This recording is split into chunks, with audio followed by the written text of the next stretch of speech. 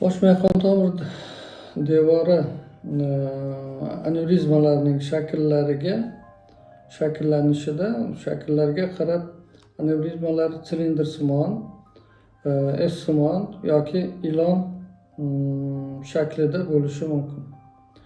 Agar arteriya devorining tuzilishida bir tomonda to'liq bo'lgan gorizontal o'zgarishlar bo'lsa, yon anevrizma rivojlanishi mumkin.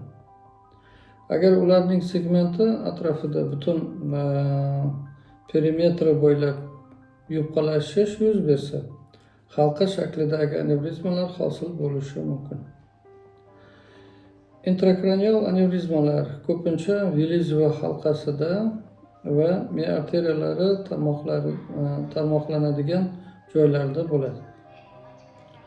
Ularning aksariyati subrachnoidal bo'shliqda joylashgan bo'ladi. Agar bunday anevrizmalar katta bo'lsa, ular bosh miya nervlarini qo'zg'aluvchanligini oshiradi. Miya to'qimasini ezilishiga olib keladi. Bu eziyotgan arteriya anevrizmalar gigant arteriya anevrizmalari deb ataladi. Intrakranial arteriyalar anevrizmalarining eng keng tarqalgan joylashuvi, ya'ni ichki karotid arteriya bilan orqa biriktiruvchi arteriya tutashgan joyida hisoblanadi.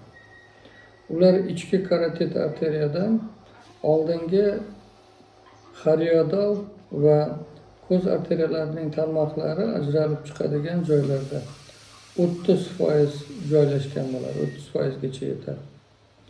Oldingi miya va oldingi bog'lovchi arteriyalarning anevrizmalari 25% ni tashkil etadi. Miya o'rta arteriyasi bo'linishi sohasida anevrizmalar esa 20% ni tashkil etadi. Umurtqa bajlar havzasidagi anevrizmalar 15% ni tashkil etadi. Bu Burtsev 1996-yili ta'kidlab ketgan. Miya ichi anevrizmalari ham shular jumlasiga kiradi.